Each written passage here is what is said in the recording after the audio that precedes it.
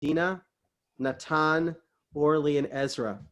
And we got to know each other a number of years ago when he was in New Haven. But Rabbi Cheses is a good neshama. He's a mensch. He really brings together, I would say, the attributes of the rabbinate, not only in terms of his chachma, his wisdom, but also his chesed. And Rabbi Cheses, it's truly an honor to call you a friend. Hashem should give you much hatzlacha. And Sharon, I know your community loves you there, and Hashem should enable you and Sarah to continue to guide the congregation from strength to strength in the years ahead. So thank you very much. Without further ado, I'd like to turn it over to Rabbi Cheses. Thank you so much, Rabbi Cohen. What sweet words of introduction. And the friendship is really one that I cherish. And we have many good experiences together. We loved your book launch here in Sharon a few years back. And I think about you often and miss you. And Rabbi Kurtz, it's a pleasure to connect. So Chodesh Tov, I have the distinct privilege of being the first one in this rotation. And on Rosh Chodesh Kislev, we have the slight sort of feel that Hanukkah isn't too far away. And so even though it might feel distant, indeed, it is coming. And so it's really my distinct privilege to be able to share some Torah, some thought this evening to help us get in the Hanukkah mode. I'm sharing a source sheet in the chat, which you're welcome to open up. And my style is interactive. So those of you from Sharon know that I really depend upon your input.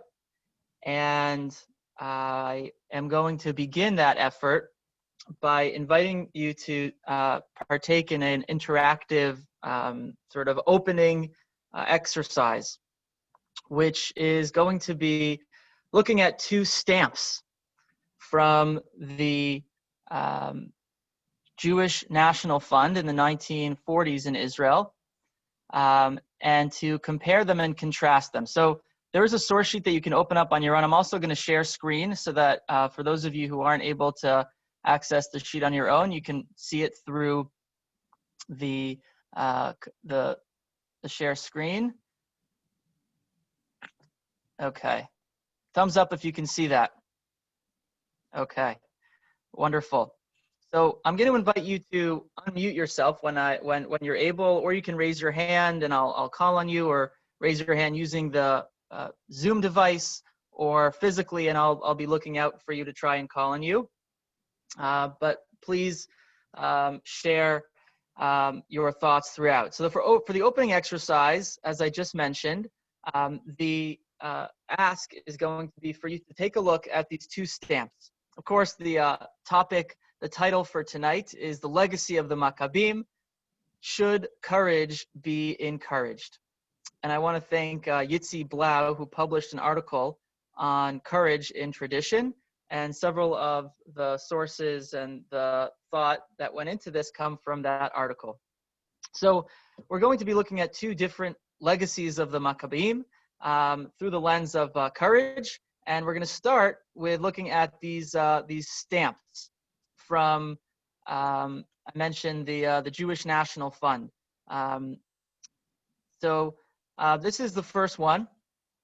I want you to take a look at it. Take 10, 20 seconds to look at the imagery, the representation, the symbolism.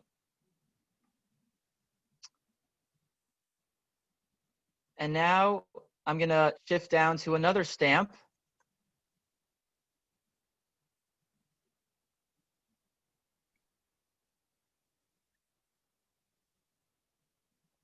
And take a look at this one. And I want you to share what you notice. What jumps out at you? What is interesting to you about these two stamps and their different portrayals of the Macabim? Who would like to go first?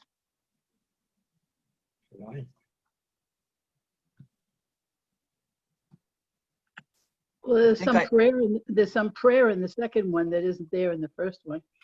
Okay, good. So if you notice, the second one says bitfila ubemilchama. So there is a religious component to this one.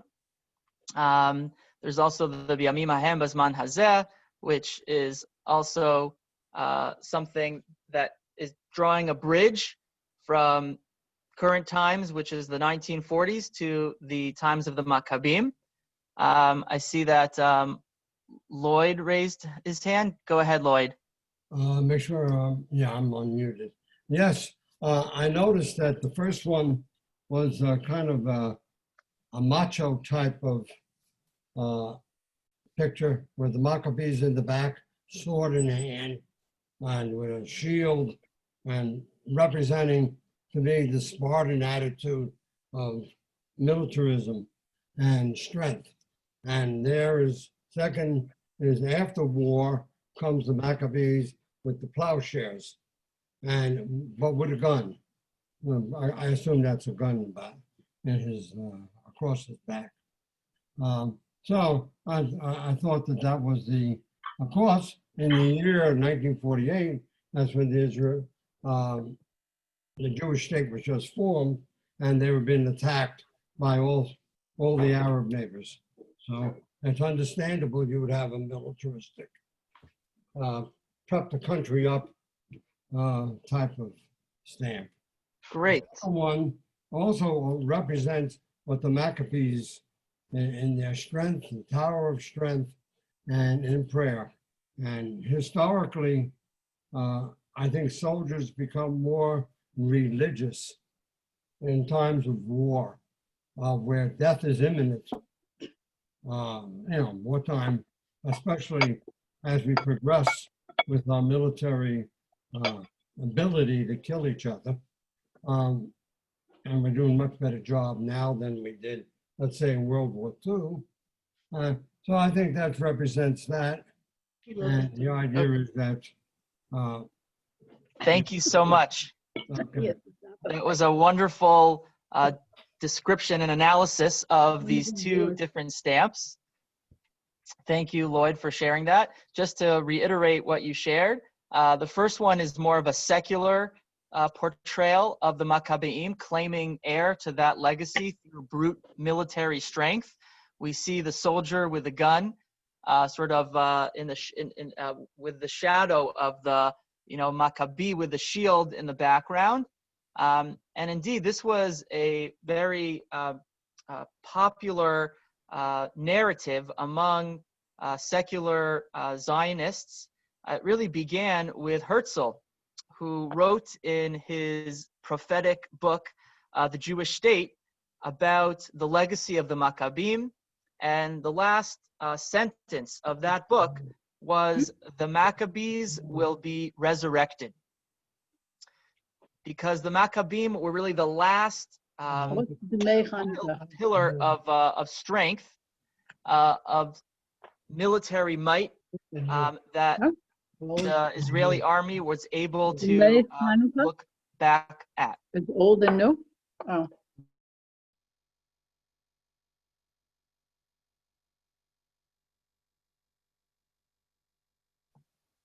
Okay, just working on some muting, unmuting issues. We'll just ask everyone to stay on mute unless you have something to share, and then you can manually unmute yourself and then again mute yourself. Okay, and then Lloyd, you said in the second one that there's more of a religious tone here. There are many religious symbols in this second stamp. We see in the center soldiers wearing tefillin. We see bitfila ubemilchama, this dual legacy of the Hanukkah story of the Maccabeim, having both military might and a spirited faith. In the background, we see the soldier on the left, and on the right we see the Maccabee with the shield and the Star of David. And if you squint a little bit, you can see that what does the term Maccabee actually stand for? What is it an acronym for? It says there, Mi Kamocha Be'elim Hashem. which is what Josephus in his historical work in the 10th century wrote what the Macabim stood for. It's unclear what the origin of the term Maccabi is. Some connect it back to the hammer from ancient Greek, and it was a borrowed surname for this military family that wanted to be like hammers. But there is sort of a religious sort of redefinition or layer that's added to that name when Josephus says that it stands for the Mi Kamocha B'Elohim Hashem, which we're familiar with through the Shirat Hayam, which is a praise to Hashem, who among all of the gods is like you, Hashem, because you are above them all in beating the Egyptians and displaying the ultimate might and power. Okay, so we've seen some sort of contrasting imagery and symbols in these two claims to the legacy of the Maccabim through this representation on Israeli stamps. Any other thoughts or reflections on these two contrasting images? In the first one, you see evidence of working the land. You see the plow, and the second one, you don't see it at all. You don't see any evidence of that. Yeah, great point. So certainly the labor Zionists who believed in working the land, you can see the plow on the bottom right. That was a big, the macho man wasn't just for military, but also for working the land and making the swamp produce and generate vegetables and produce. So that's also I would say on the left, on the bottom of the on the bottom stamp, you might see on the sort of bottom left that there are some fields there. So you could say that the religious Zionists who produced the second one are also trying to claim heir to that part, but it's not as explicit as the muscles popping out of the shirt and the plow front and center there. So good point. Any other thoughts? But I just add that the first one, it's also not a formally military, formally a soldier. I think it's kind of just portraying the Sabra as, every day, both working the land and defending the land. And I think it's connoting that ethos of the Maccabim as needing to be part of the everyday life and not just formally, in a time of declared war. Yeah, wearing the shorts and short sleeves indicates that this is the new Jew. This is the Israeli that the secular Zionists were trying to recreate in the image of the Maccabi, not just in times of war, but all every day and all day. I like that point. Janie. I was also going to say that the top one definitely looks to me like the contrast, the Chalutzim, settling the land and coming in, and with the Maccabee behind, that's the heritage that we're coming in, and we're going to be strong on this land too. Where the second one, my question was even, is this exactly the same time period? Because it's definitely more centered on everything else, not just settling the land and making this land our own after so many years, but the religious aspect and the history and everything else that's in there. Yeah, and you can even see on the bottom left, there are some taller buildings indicating commerce or, business. So indeed, it's a broader kind of campaign to reclaim the legacy of the Maccabim from 161 BCE to 1948, CE, and to create that bridge. So great points, Janie. Thank you. So the point of this exercise was generally to portray two different kinds of courage. There is a militaristic courage that is one of strength and that takes place on the battlefield. And then there is a type of courage that is more spiritual and religious, not absence of the battlefield, but I would say more sort of complex or more sort of, a dual kind of courage. But I want to take a step back from this exercise and begin to define more clearly what we mean when we say the word courage. So, of course, we're going to start the source material by citing from Rabbi Jonathan Sachs, Zichrono Livracha, whose words of Torah continue to guide us. And he wrote a lot on the virtue of courage. And in this instance, he wrote specifically about the relationship between courage and faith. And as we are still in his shloshim, our learning should, of course, serve as an aliyah for his neshama, and we should all continue to be inspired by his remarkable life and legacy. So in source number 3, you can follow along either with me on the screen or in the source sheet by clicking on the link in the chat. Rabbi Sachs writes, faith is the courage to take a risk for the sake of God or the Jewish people, to begin a journey to a distant destination, knowing that there will be hazards along the way, but knowing also that God is with us, giving us strength if we align our will with His. Faith is not certainty, but the courage to live with uncertainty. So in this paragraph, I believe Rabbi Sachs is saying that faith and courage go hand in hand. That faith is the knowledge that we are never alone, the awareness that Hashem is always guiding us and giving us strength, and courage is acting based on that knowledge or awareness, is taking that risk to put one foot in front of the other during a time of uncertainty. And so this is going to be our sort of working definition of courage. And courage as a midah, as a character trait, is not something that is so expressed or so sort of prevalent in Musar or in Jewish sort of ethics.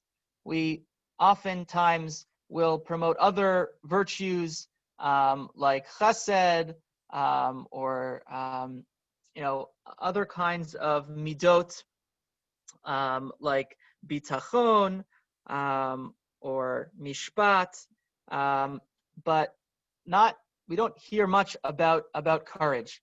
And so it might be that courage is something that undergirds all the other midot. And that, I think, is what the point that Rabbi Sachs is making here, is that emunah requires courage. And so courage is something that is sort of lurking in the background and animates many other of the midot and virtues that we hold dear. And the Christian theologian C.S. Lewis writes this beautifully in source number 4, where he says, you cannot practice any of the other virtues very long without bringing this one into play. He's writing here about courage.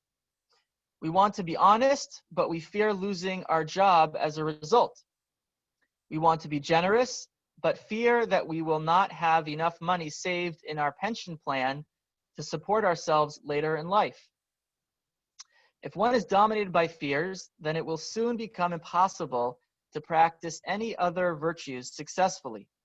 It is hard, if not impossible, to stand for any ideal on a consistent basis without fortitude and courage. So indeed, bravery or fortitude or courage is something that undergirds all other virtues.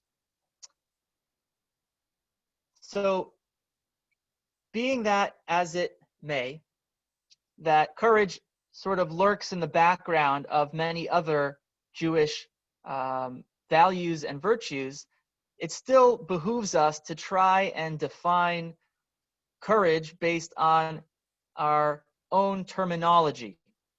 And to do that, we are going to look at several texts in which we see the Hebrew word for courage used. So what is the Hebrew word for courage?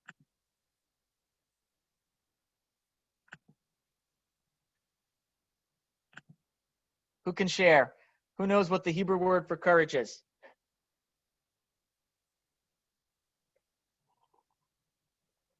It's on a lot of bumper stickers in Israel.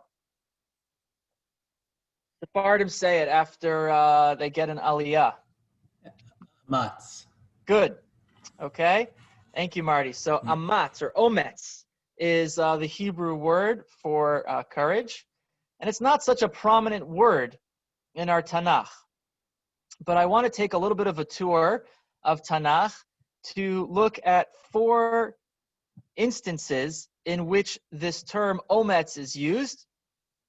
And in these 4 places, we are going to see the context and the meaning of the term so that we get a better understanding of it from within our own textual tradition. Okay, here goes. So in source number 5, this is from the end of the Torah, from Devarim Lamed Aleph. Chizku v'imtzu. Be strong and courageous, or here the translation has resolute. Al tir'u ve'al ta'artzu mipnehem. Don't be afraid of them. Ki Hashem Elokecha hu hoholech imach, because Hashem your God is walking with you. Lo yarpecha ve'lo ya'azveka. He will not fail you or forsake you. So let's do a mi'amar el mi. Who is speaking to who here, and what is the context? Anyone want to take a shot at that? Sounds like Moshe. Good. Bingo. So Moshe is right, the main player in Sefer Devarim, and here at the very end of his life, he is speaking to who? To Bnei Yisrael. Israel. Exactly. And the message that he's giving them is to be courageous because they are afraid of who? Who's mipneihem? Who are they in dread of? The giants of the land. Good. Remember that in Parshat Shlach, the Meraglim came back and said that there are anakim. There are these large creatures that are inhabiting the land of Israel. And here Moshe is giving his soliloquy at the end of his life. They are on the other side of the Jordan, and he is trying to give them a pump-up speech, a motivational speech, that they shouldn't be afraid of the inhabitants of the land, of the Canaanim. This is Moshe trying to motivate them to recover from their fear of the Canaanim. And so he uses this charge of chizku ve'amtzu. Be strong and resolute. Don't be afraid. And why should you not be afraid? Because Hashem is going to be with you every step of the way. He will not leave you behind. He will not fail you. So here we see that ometz and emunah are coming together, right? If the people can have the right faith in Hashem, then they should have the courage to act bravely and resolutely. So in the first instance of Ometz, we already see the relationship between faith and courage. Moving along to the second instance in which Ometz is used, it finds itself at the very beginning of Sefer Yehoshua. Here in Surah 6, we read, Halo tziviticha chazak ve'amatz. So, alas, I am charging or commanding you with this mission, this mandate of being strong and resolute. Al ta'arot ve'al techat. Don't be afraid, don't tremble. Ki imcha Hashem Elokecha b'chol asher telech. Because Hashem will be with you in all that you will do. So we see a lot of parallels between the previous source and this one.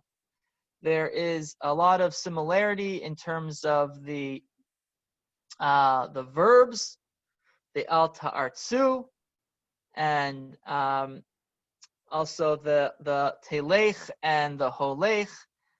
But who is talking to who in this source? At the very beginning of Sefer Yoshua, Mi Amar Lami. Well, Rabbi, I think Joshua is addressing the warriors to attack Jericho. You know, they run around the fortress for 7 times. And Okay, so that's actually the next the giant inhabitants. So that's the next source, but this is at the beginning of Sefer Yehoshua, and I'll give you a little bit of a clue. Here, the audience is in the singular, right? It's not chizku v'imtzu, which is to the plural, which is to the Jewish people, but here it is 1 to 1. So who is speaking to who? Probably be Moses speaking to Joshua. Good. So this is Hashem speaking to Yehoshua and charging Yehoshua with the job of leading Bnei Israel into Eretz Yisrael to complete what Moshe started. And why does Hashem have to say to Moshe, why does Hashem have to say to Yehoshua to not be afraid? Because Moshe is no longer. So of course Yehoshua is afraid.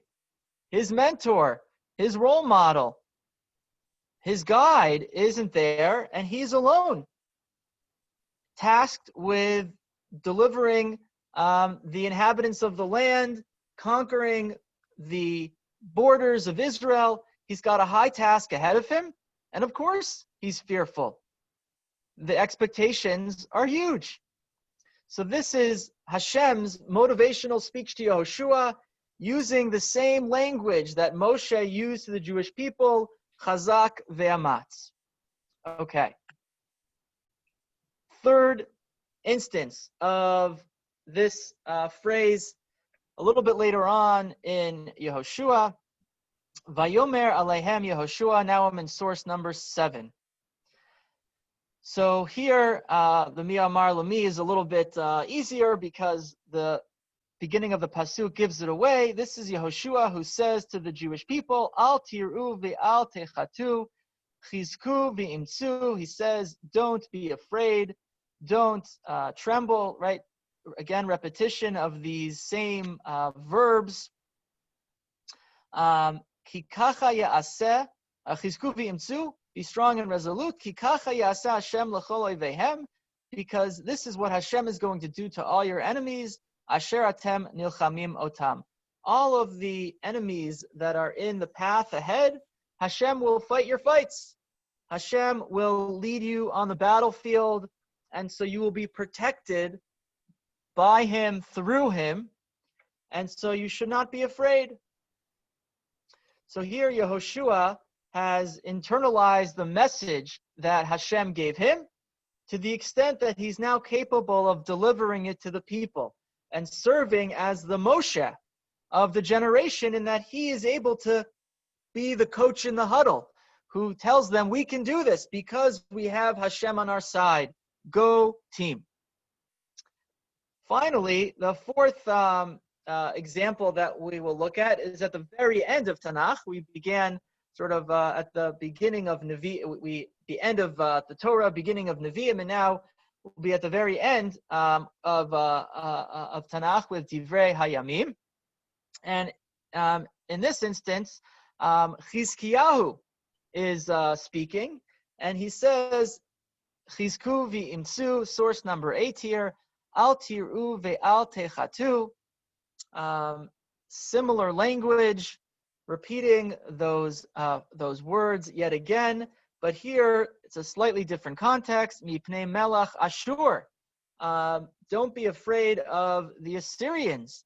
Umilifnei kol hahamon asher imo, and all of the throngs of people and soldiers that are with him. Ki imanu rav mi imo, because we have more with us than he has with them. So here, Chizkiyahu is speaking to his people, and he uses this phrase of Chizku v'imtzu to motivate them to be brave, despite the threat of Sancheriv, who has a very large army. And Chizkiyahu says that we have more with us than he has with them. So is he referring here to numbers of soldiers? Certainly not. They were outnumbered. But what asset did the Jewish people have? Hashem. Indeed, that was their secret weapon. And so that's a little bit ambiguous here. It's sort of said it's couched sort of implicitly, whereas in the other three contexts, it's much more explicit about Hashem being the one who will be at the front of the battle. Okay, so now we've examined these 4 instances in which we see this phrase of chazak ve'amatz. I'm going to stop share just for a moment so we can see each other's faces. A good break as we're just over halfway through the shir. It's nice to see all of you here. I love seeing these faces in the middle of learning.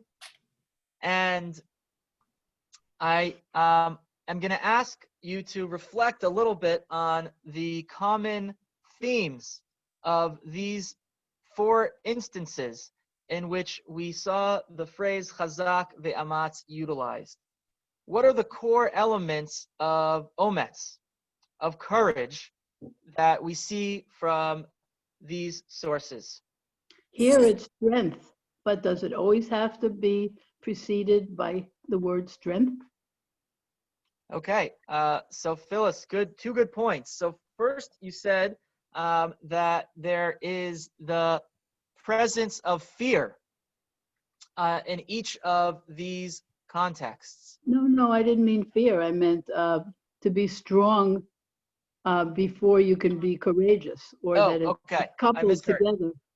I misheard. So indeed, the word chazak is present in each of them, Yes. which indicates a sort of physical courage of being mighty in one's body, right? Because all of these contexts are within all of these contexts are within the context of war, within a looming physical threat. So the word chazak ve'amatz as a phrase is alluding to physical courage, because that's what's needed in the moment. So that's certainly one critical element of courage in these texts, is that they have to do with the physical courage, because they are alluding to a specific physical threat on the horizon. There is another source in Bet Hanan, Chazkehu v'amtzehu, that Hashem said to Moshe to strengthen Yehoshua, and it's not in context of any looming war or anything like that. It's just for him to be strong. Great. So there are many other instances of the word chazak ve'amatz used. These are just 4 of them. But not war. Yeah, Yeah. and the point I was going to make with these four is that these are all pertinent to war, but Yeah. Mhm. but the word chazak, or the concept of ometz, need not be. One of the philosophical questions about the virtue of courage that was posed by Plato in his work The Republic is about the nature of courage. Is courage manifest only at wartime, or only in response to mortal? Is courage manifest only at wartime, only in response to mortal danger, or is courage relevant and significant in a much broader canvas of human life? And Plato says that courage only belongs to the soldier. He argues that only the kind of threat of death is the circumstance in which courage would be applicable and manifest. And so if we were to just take a look at the four sources in which I brought Chazak ve'amatz so far, we could deduce something similar to say that ometz is really about the battlefield. But Phyllis, you brought another example in which we see that ometz is used also beyond the battlefield, because courage is not just physical courage, but also there is a spiritual courage, a moral courage. And we're going to see more about that in just a moment. One other common theme of these four instances of chazak ve'amatz that I wanted to highlight is each of them have the presence of fear.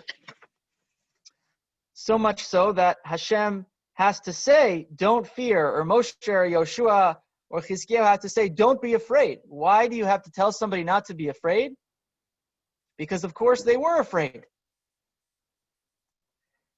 And so here is the second philosophical question regarding courage is, does courage entail the absence of fear, or the ability to accomplish one's goal despite fearful emotions? And when Plato wonders about that aspect of courage, his the sort of the philosophical community after that question sort of splits into two, with Aristotle arguing that indeed there does need to be fear in order for courage to be manifest, because if there is no fear that is overcome, then it's not really a display of courage. And the Stoics argue that being courageous means eradicating all hesitation and all inhibition and all fear. And that is what the act of courage is all about. But what we see in these instances in Tanakh is that the fear is still there. It's still present. It's still palpable. But nevertheless, it's overcome. It's overcome with emunah, right? So the two go hand in hand, that the emunah is what helps overcome that fear, to act and to not be paralyzed by that fear. That's where emunah and courage serve as a yin and a yang. So let's go back to some of the source material, and I want to direct your attention to two mitzvot that deal with courage. Are there any questions or comments before I go on? Okay, so I'm going to share screen again, and we're going to get back to the source sheet. Okay. I skipped over source. I'm going to skip over. Well, I'll do source 9 quickly, which is a book that was written by Dr. Robert Biswas Steiner about the courage quotient, and he defines courage is having the willingness to act towards a moral or worthwhile goal, despite the possibility of risk, uncertainty, and fear. And we saw these 3 elements in the sources above. And so this is a helpful way to concretize the definition of courage, right? The first aspect is the willingness to act, right? There is some kind of behavior, right? There is a worthwhile goal, and there's also the presence of uncertainty or fear. And so those are the sort of 3 components of omets, that in all of these instances, it's about conquering the land of Israel and under the threat of war, and having the ability to step up and to fight for the cause.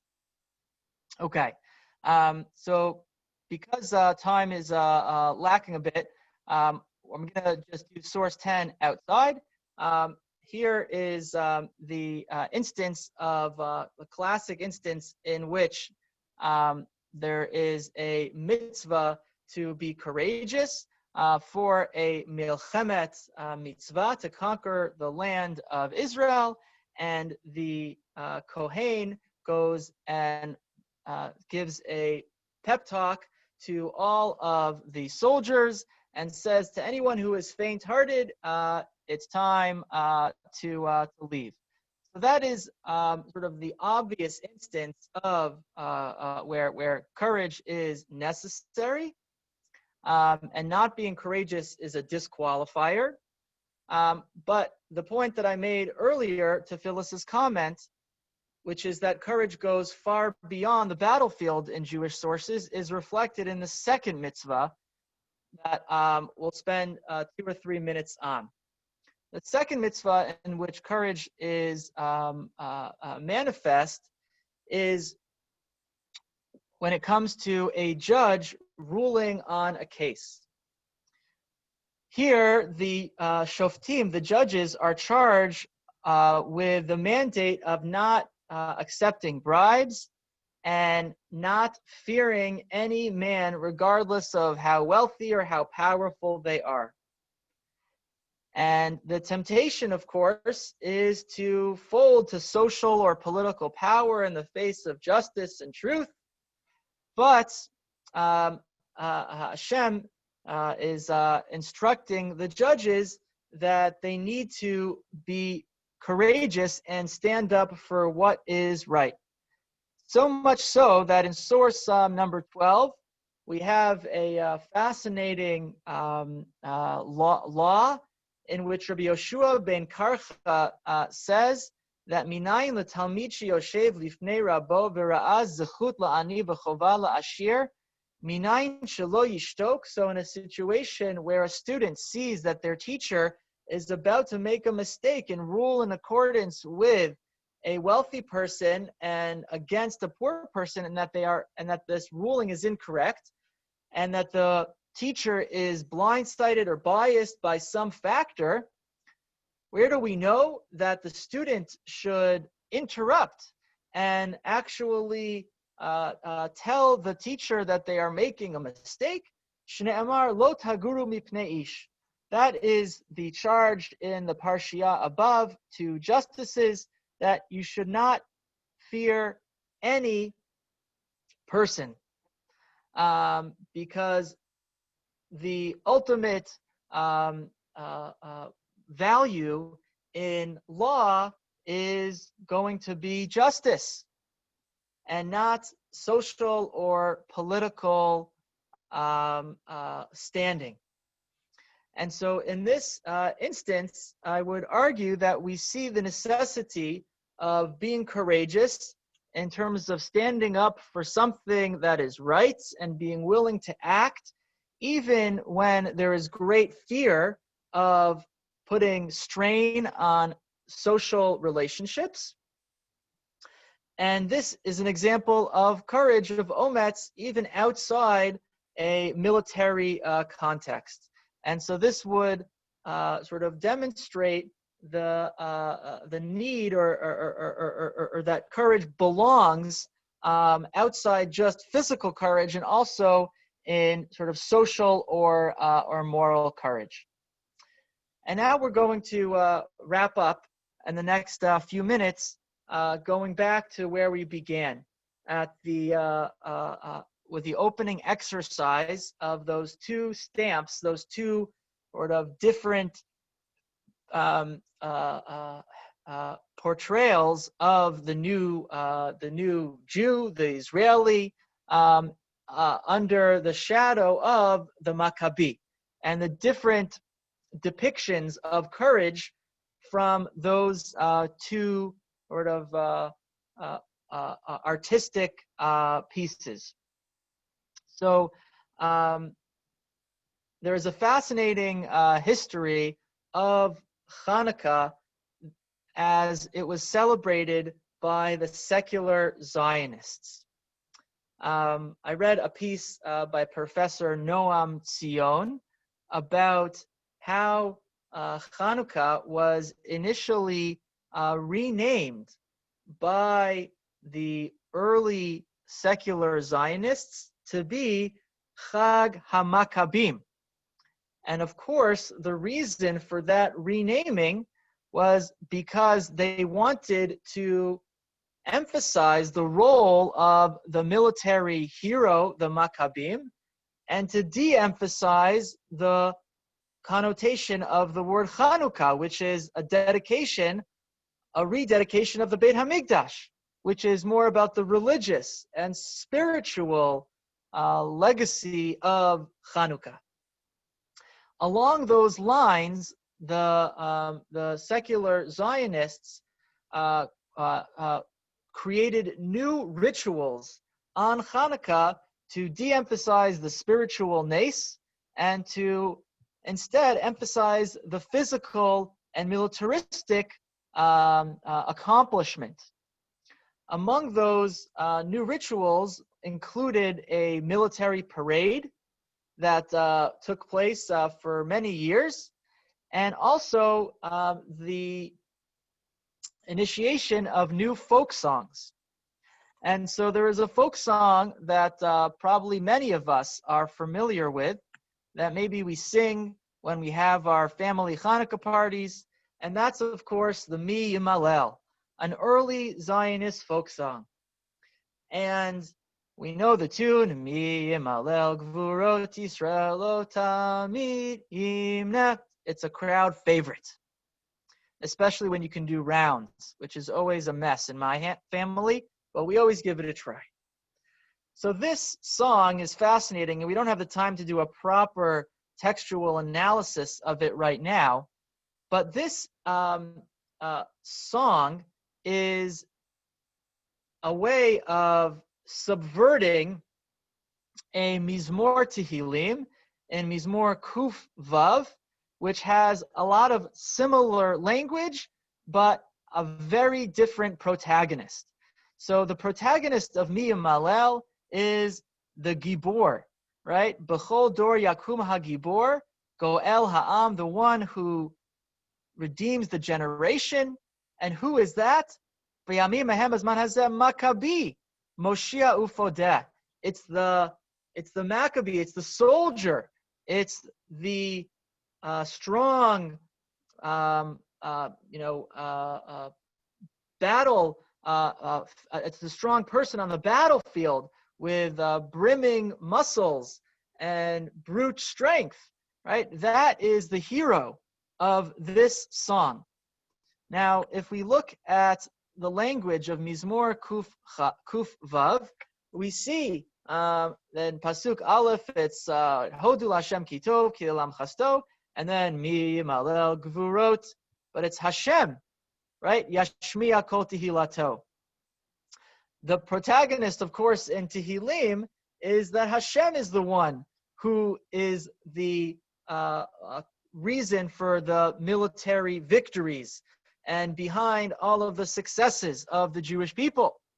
but the early Zionists inverted that by replacing Hashem with the Maccabi.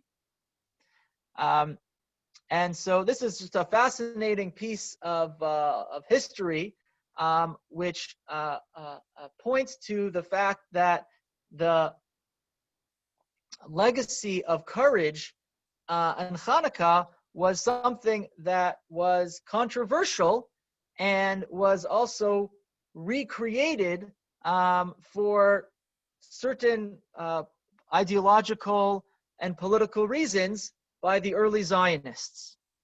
But it was also sort of recovered or sort of salvaged by sort of the religious Zionists who, to remind us, produced the second stamp that we began with, right? This stamp, which has the Maccabi, who is the Mi Kamocha Be'elim Hashem, and that is the Shalshelat HaMasorah to the Israeli soldier with a gun over the shoulder and tefillin around the arm, right? B'tfilah u'b'milchama, right? The motto in we daven like everything Hashem, like everything depends on Hashem, but we fight as if everything depends on us, right? And that sort of is the way that Hanukkah is sort of salvaged by sort of the religious Zionists that have this dual legacy of courage from the Maccabi, both the military and the spiritual. And I want to argue in the very last source that we'll cover this evening that this dual legacy of courage really can be seen and can find its roots in the way that the Rambam introduces the history of Hanukkah. We're familiar in the Gemara on Shabbos with my Hanukkah and how the miracle of the oil is the one that is emphasized by Chazal. They downplay the military miracle and instead elevate the spiritual and religious one. The Rambam takes a sort of hybrid approach, and in the introduction in Perek Gimel to Hilchot Hanukkah, he explains that the true legacy of the Macabim is both in their physical courage, that they waged a war with incredible bravery, and that they saved the Jewish people, right? V'hoshiam mi'adam v'hatzilam v'gavru b'nei Chashmonai hakohanim hagdolim v'hargum v'hoshiu Yisrael mi'adam, right? These the people of Israel were distressed and oppressed, and the Chashmonaim, they rose and led the Jewish people to a victory on the battlefield. And then, Kishigavar Yisrael aloivehem in Halacha Bet, once that was in the rearview mirror, the first thing they did is Nichnasu lehechal. They entered the Beit Hamikdash, and they didn't have the resources available to rekindle the flame, but they did so anyways, because that spiritual courage was there, even though it was totally uncertain whether the project of the Beit Hamikdash would continue. They had the courage to act in the face of uncertainty for a cause. And this is moral and spiritual courage. So in summation, the Rambam's depiction of the history of Hanukkah emphasizes this dual aspect of physical courage, the milchamot, the battles on the battlefield, and the spiritual courage to rekindle the menorah after great destruction.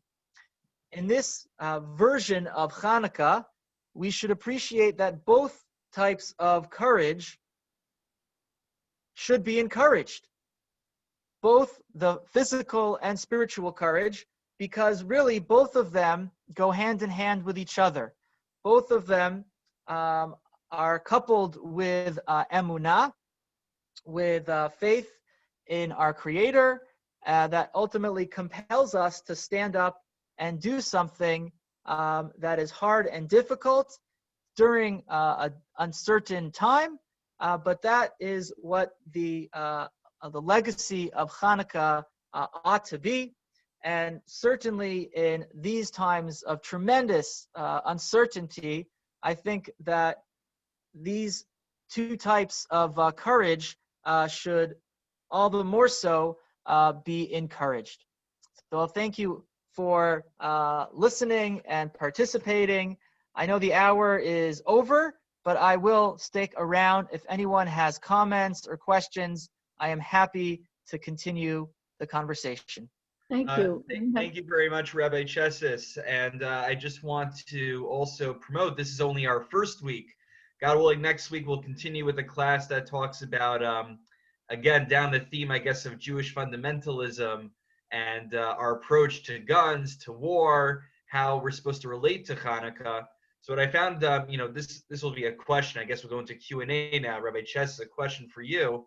I wonder if this was on other people's minds, is that in the presentation, we seem to have a dichotomy between the man who sees Hanukkah as religion, as primary, and then the secular Zionists, on the other hand, who see it as a military victory that personifies the strength of the Jewish people. But I wonder, maybe there's a third category that's more popular today to add to the equation, where among religious people, but more notably, I think, among secular Jews, that it's actually the opposite of the secular Zionist, where they are very uncomfortable with reference to military might, are uncomfortable with a more violent or militaristic approach. So I wonder how that category of ideology relates to the legacy of the Maccabees and the legacy of Hanukkah. Do you have any thoughts on that? It's a fascinating and sharp observation. And I think I would say I would put that camp sort of in the cultural camp, that right, they appreciate the Macabim through, Maccabi Tel Aviv and, the sports, and but nothing that is aggressive or, militaristic. And that's, I think, unfortunate, because I think it's really just a small piece of the more holistic picture of who the Maccabim were and what the sort of dual nature of the miracle of Hanukkah was. Rabbi Cheses? Yes. Hello? Just wondering, did I get this right?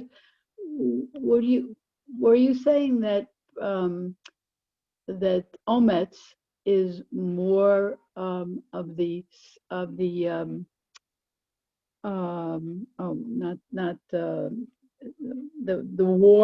war courage and the physical courage, and Gvura is the spiritual courage? Is that what you concluded?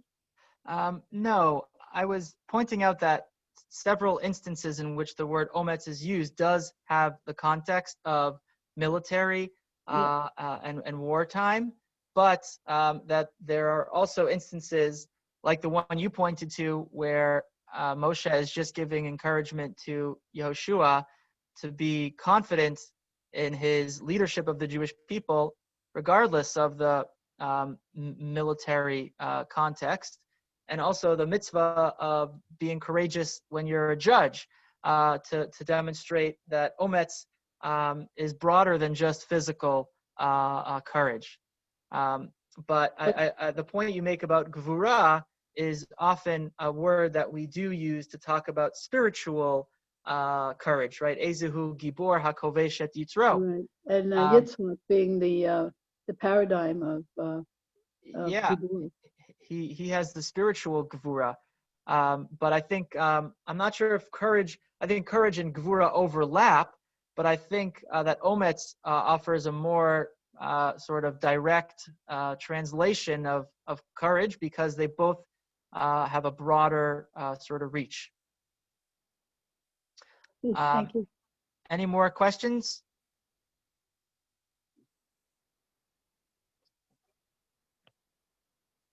Okay, Rabbi Cheses, Yasher Koach, thank you so much for your time and for Thank you, Rabbi. partnering with our communities.